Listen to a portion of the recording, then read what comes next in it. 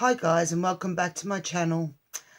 This is just a bit of a chit chat video. I really needed to just sit and talk for a bit. It's about 1:45 in the morning here.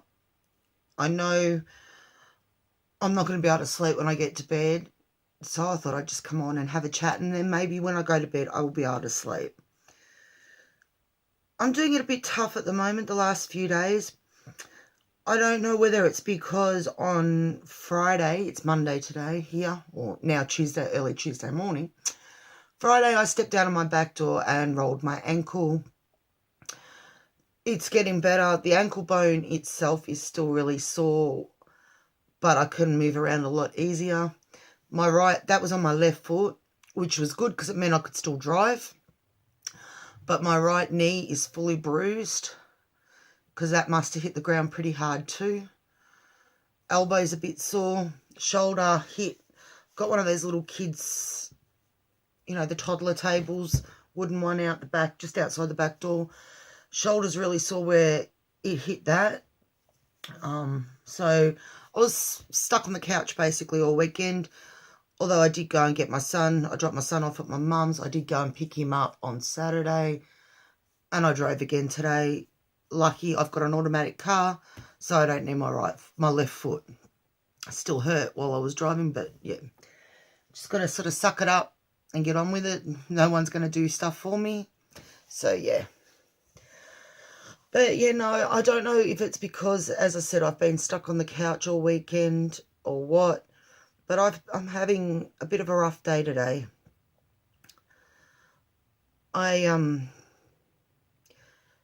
It's almost exactly 3 years, or around October, November, 3 years ago is when my ex walked out. And I really thought by now I'd have my, excuse the language, my shit together. You know, I'd have a job, I'd be being productive. I'd be a lot further than what I am. Sorry, the tears are frustration, just not getting why it still affects me. Like, I don't know. I just needed to do this video. I needed to talk to you guys that are always there for me, always leaving me comments that boost me, that make me feel great.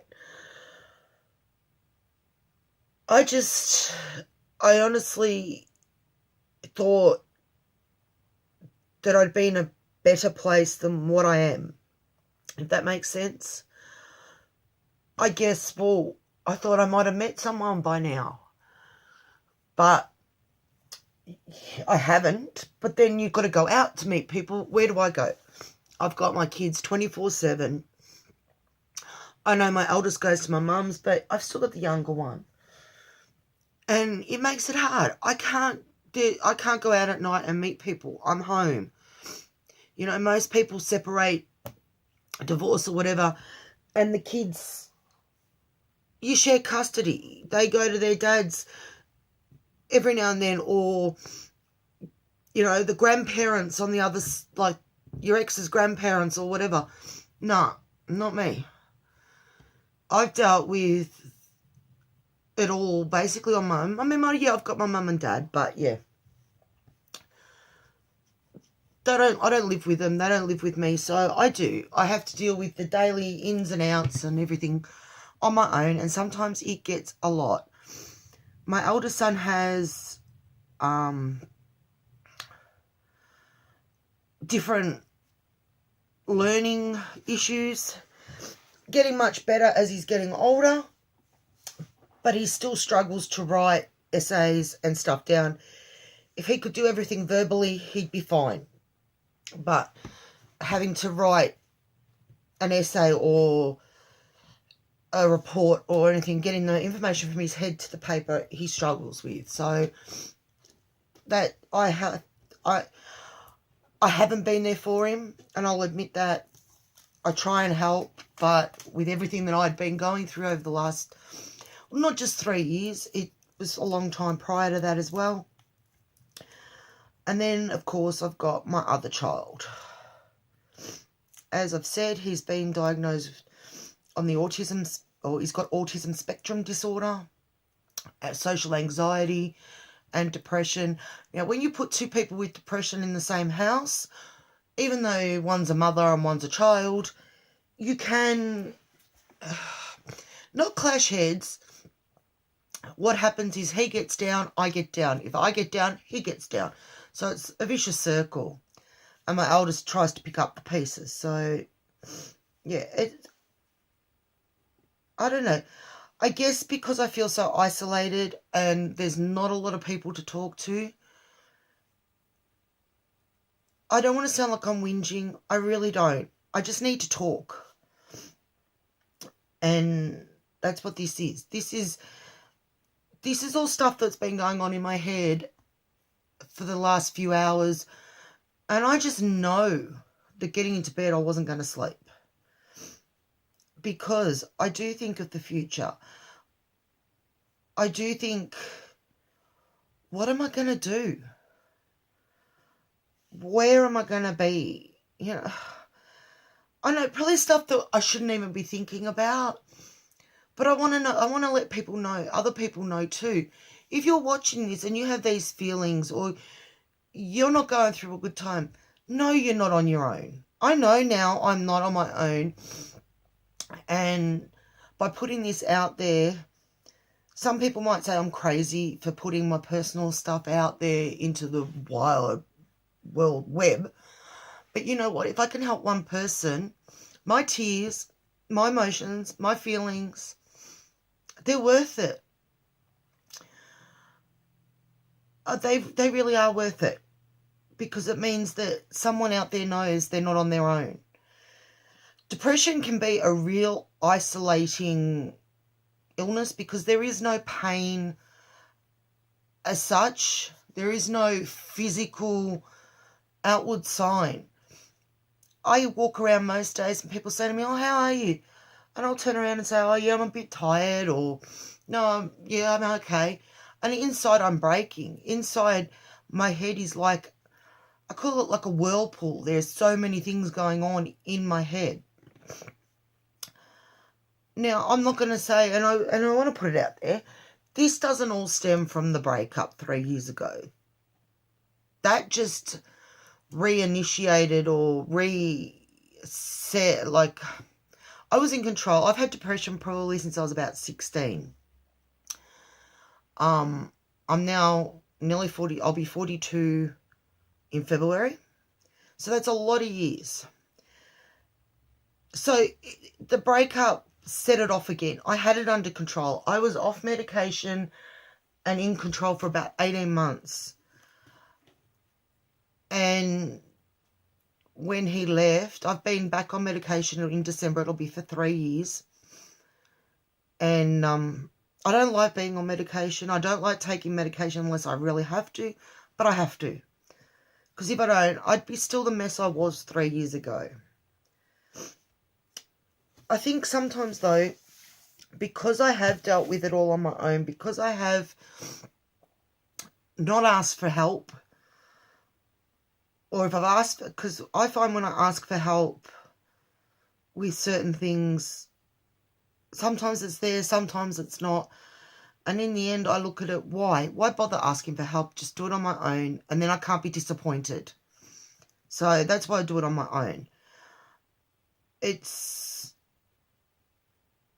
hard. I don't even know where I was going with that. I can't remember. This is what I'm talking about. I can be talking about something and then forget what I'm saying. You know, I get to the point where I keep being told how strong I am and, you know, what a strong woman I am. But there's times where I'd love not to have to be strong.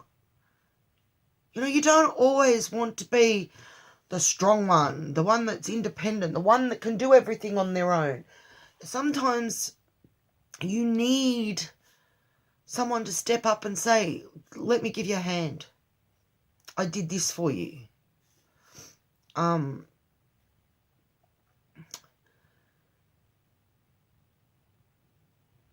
I have gotten strength. I come in to my craft room when I'm feeling pretty low, and I look at all the beautiful things you've made for me. Everyone that sent me challenge entries and that, I look at all and I think I'm not on my own. But tonight, it was a song on the radio that really pushed me over the edge because, as I said, 3 years ago, I didn't think that I would still be on my own. But as I've also said, how can you meet anyone if you don't go out? But I spend, apart from my boys and Ruby and Lucy, I spend 99.9% of my time on my own. And look, don't get me wrong, I love my own company. I think I'm a pretty cool person and I love my company. But sometimes it'd be nice. I don't know. I don't know what would be nice. Like, I don't know. You know, I don't know what I'm looking for. I don't know. That's the frustrating thing too. And sometimes, also with depression, it can get very frustrating because you find it so hard to put things into words. And this whole video really is, I want to touch on depression. It's not just feeling sad. It's not just having a down day or a couple of down days. And it is different for everybody. It really is different for everybody. Depression is never the same in two people. The signs, the feelings, the thoughts, while there's a lot of correlation between people and people can say, oh, I understand. If you've got depression, you can say, I get that. I know how that feels. But because it's a mental condition, I guess, everyone's mind thinks differently. Like, I know logic. I think I've talked about it before. I have like the Marsha Brady thing going where in the movie she's got the good and the bad, and she looks at each side and they're talking. They're both going in each ear. I have the logical, I know this is what it's like. I know this is the truth, the logical side. And then I have the beaten down, dragged down side. And when I'm feeling like I am tonight, it is very, very hard not to let the beaten down, illogical side of my head do all the talking. That you're useless, you're lazy, you're never going to meet anyone else because no one else will ever want you. Those words, no one else will ever want you, were repeated so many times to me that it became, I'm starting to rewrite it, but it became my truth, my belief in myself. The other issue I have, and I've talked to my psychologist about it too, is the fear of meeting someone else. Like, I would love to meet someone to hang around with, to go to barbecues, go to a beer garden and listen to live music, whatever. I'd love it. But I have a fear. What if they treat me the same as what I was treated in the past? I don't want to start to think that that's what I believe I deserve. What if, too many crime shows in this stupid head of mine. What if I meet someone and they end up being worse and belting the crap out of me? And then, because I'm a larger person, I don't want someone who only wants me for my fat. I want to get rid of my fat. I don't want to keep my fat. I want to become healthy. In the sense, or not even I want to become, I want to be able to buy clothes that look half decent. I want to be able to run again. I want to go back to gym. I've just got to get my butt into gear and go back to gym. Still got my membership, just got to go back.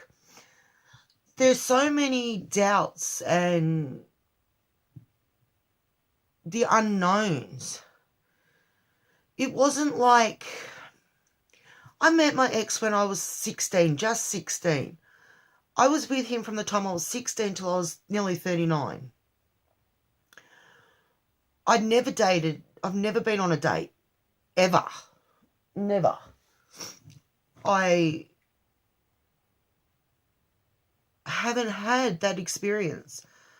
So there is a lot of fear, a lot of unknown. And this is what I sit here at night when I'm on my own. If I'm sitting outside having a smoke, watching YouTube, catching up on my YouTube videos from all the people I've subscribed to, or I'm lying in bed or whatever. These are the kind of things that go through my head and drive me insane. They really do drive me insane. Because the logical side's saying, what a load of shit. Don't listen to yourself. You know you're worthy. You know. And I do know. But sometimes that other side takes over. So it's a constant battle. I'm just lucky I've got my crafts and I've got my kids.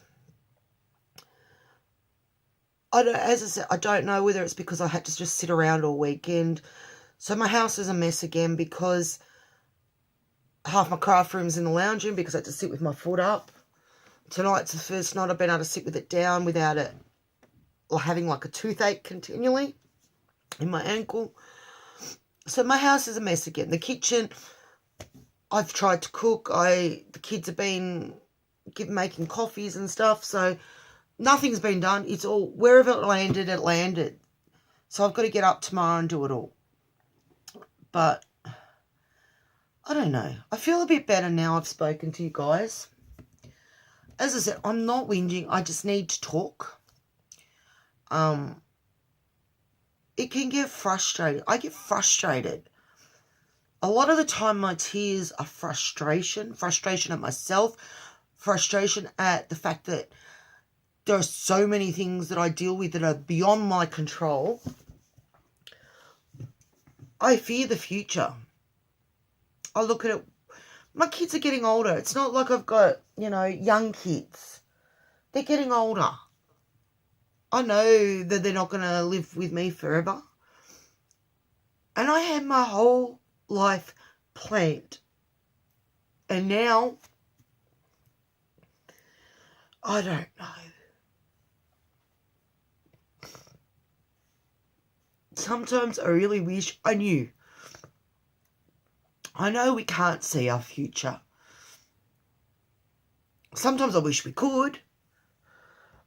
Or even just know that there is direction. I wonder what is going to happen when the kids leave home. Am I going to end up having to move back and live with my mum and dad? Because the cost of living here is outrageous. The bills, the rent, it's just outrageous. I guess I'm just having a bit of a down day. I don't know. I don't know if this will go up. I don't know if you're going to want to watch me cry. I don't usually cry. I'm usually the strong one. I'm not usually the vulnerable one that cries. But I think it's just a combination of the hurt foot, just everything. The fact of the time of year it is. Yeah, I've come a long way. I have come a long, long way in the last 3 years. But I've got a long way to go. And you guys, my viewers, my subscribers, are giving me strength. I know there's people, a lot of you are facing worse things than what I am. And then I feel the guilt. Why am I crying over stuff I can't control? Why am I not just counting myself lucky? Why? I've got it so much better than a lot of other people. So I feel guilty for feeling sad, for feeling the way I do. That is part of my depression, is the guilt. And I am working. We are going to start really focusing on not feeling guilty. There's a lot of guilt associated in why I cry, why I get frustrated. I feel guilty at times because I'm not out working. I'm getting government money. I feel guilty. I feel like I should be out working. I should be contributing. I shouldn't be just sitting at home. And then I look at my child and I think, well, no, I'm not just sitting at home. I am with him 24/7. If I could get him to go to somewhere like daycare, I could get him to go to school. There's no difference. So there's not really much I can do about that. But the guilt is there. The guilt for feeling the way I do. So yeah, it's such a complicated, complex issue. And until we start talking about it more, until people start opening up and saying how they feel and stuff like that, we're not going to, not just a community, but as a worldwide society, understand the depths of mental illness, the depths of... I hate saying I've got a mental illness because I'm not. Because the stigma is still, oh, you got a mental illness, you're crazy. Well, no, I'm not crazy. Even though a lot of the time, that is another word I call myself. When I feel like this, I feel like I'm crazy. Why feel like this? Why am I feeling like, I must be crazy. It's complex. But yet, no, I'm going through everything I've said tonight, but it's really weird because I am not, now I've talked, I'm no longer miserable. It is so weird to describe. It really is. Oh, I'm not joking. If you think watching these videos is really frustrating and like you just don't get where I'm coming from or whatever, imagine living in my head. It's a weird place to be. My thoughts jump, my thoughts skip. I often think, looking at my kids, I often think if ASD, which is autism spectrum disorder, ASD was diagnosed like it is now when I was a child, would I have been on the spectrum? Because my mind thinks a lot like my kids. I'm talking to you now, but my head and my brain, my thoughts are like 4 or 5 conversations away from where I am now. If that makes sense. And not only that, I'm now thinking, then I'm also at the same time as I'm thinking about what I'm talking about, I'm thinking about what I'm going to do tomorrow. My head is just continually going. I've often said I wish I had an off switch, just to stop the thoughts for just that little bit. But then I probably would hate that, because that's one of the things that my son says to me with the medication he's on. He's thinking, he doesn't think the same sometimes. Like, he doesn't like the way it makes him stop that fast thought process. I don't understand what he, like, I like him when he's on his medication. He's calm, he's cool, yeah. When he's not, he can be very moody, hard to deal with. But I don't know. There's just so much to do. I know this is a crafting channel. I know that. But I think in order to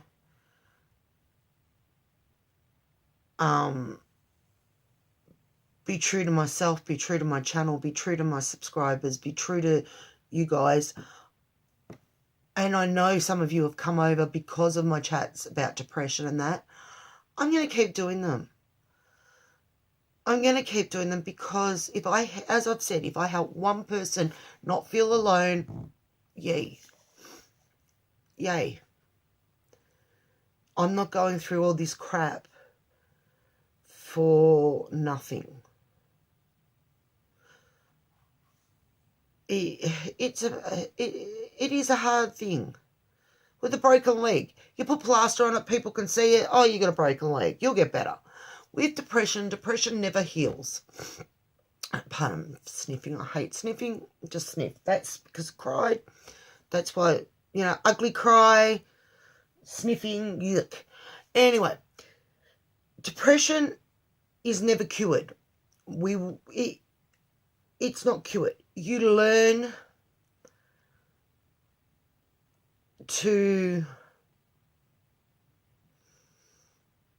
live with it, but you can learn to control. You can learn. I had it controlled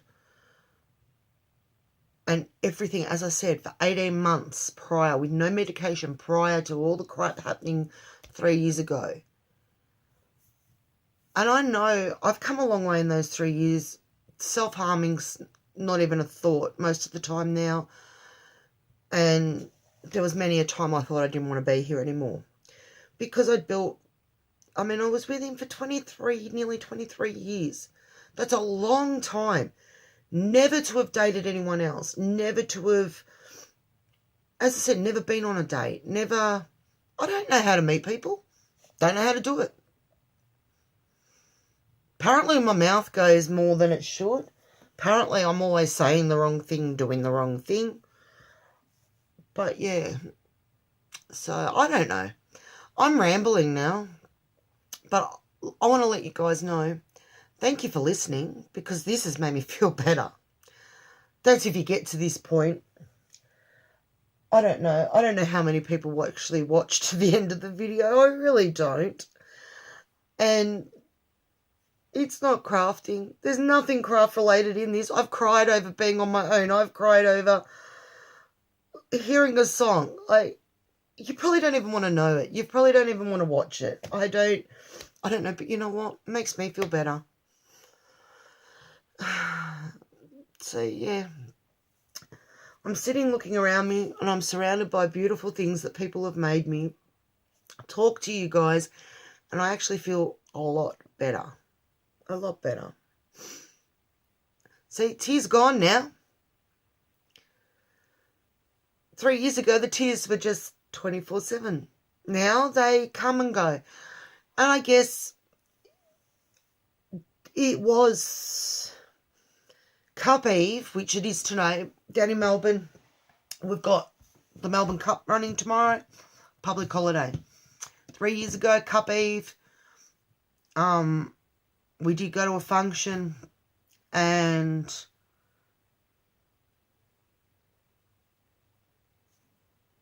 the saying goes, the shit hit the walls. Well, the shit hit the walls.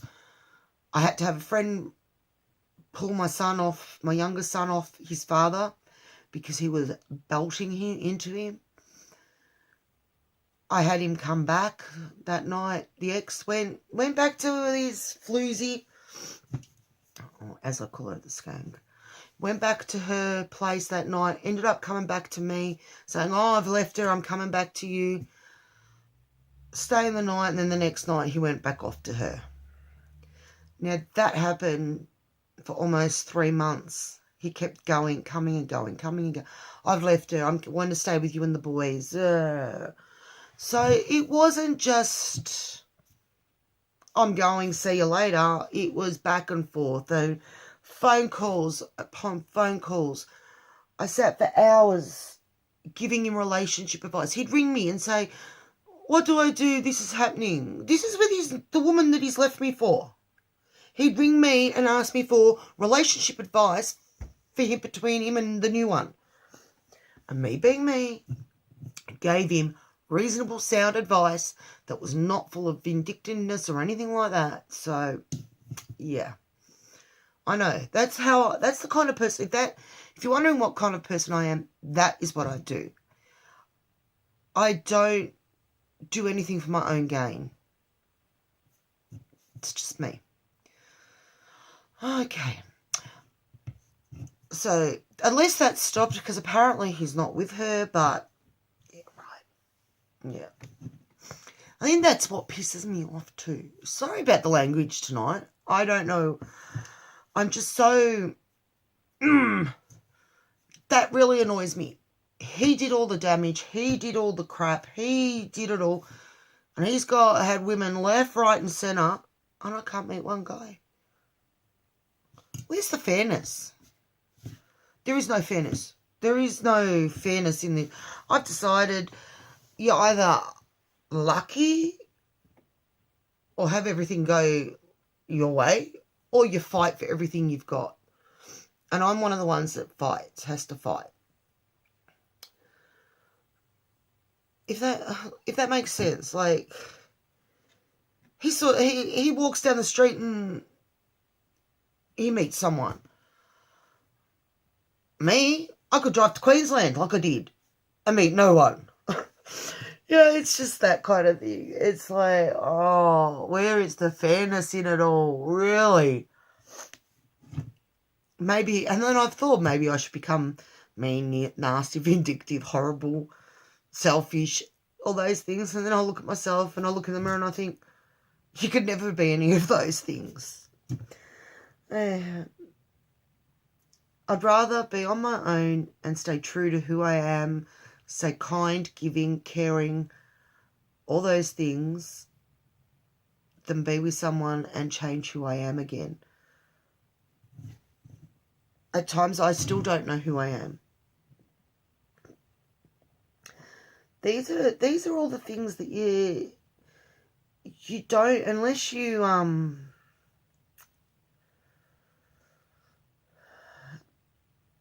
know someone, or unless someone's willing to talk. These are things that you don't know about people. I'm learning who I am, but with everything I've been through and everything that's happened, I've really had to look deep at myself. I've learned a lot of lessons about myself. Some things I've corrected. Some things I like. Some things are just there. As I've said in a couple of past videos, I am now allowed to enjoy my passion for the paranormal, the spiritual life. I'm allowed to enjoy that. I can now, I've always, for the last 10, 15 years, read tarot cards. He made me put them away. He didn't want me to have them out. What a load of hogwash. Now I can find them again and use them again. He didn't like me talking about the spirit world in general. He didn't like me talking to my friends. He didn't like me to have friends. Yeah, there's a lot. And I guess you can't undo 23 years in 3 years. Hoping it doesn't take another 20 years, because I really don't want to be 62 and still getting my act together. I need to have my act together before then. I want to study, but I'm a little bit still I guess I'm still not at that point where I believe in myself enough to go and study. I can do it all online, no problems there. I have done it before, but every time I studied, I'd get knocked down. Why the common theme of every time was, why bother? You're not going to finish. You never finish anything. Well, guess what? I've finished a lot of things since you've gone. I've finished my challenge entries and I've sent them in and they've been on time. I've finished a lot. I follow through with, unless I don't tell the kids I'm going to do something and then not do it, I follow through. So yeah, before I start rambling on about all that, this video is now at 35 minutes. As you can see, I'm feeling much better than what I did when I started. Thank you for listening. If you watched to the end, I am so happy. And let me know, because I don't want to think I'm rambled onto myself for 36 minutes. Anyway, I hope you're healthy, happy, and having fun. And I will see you soon on a cheerier note. Bye for now.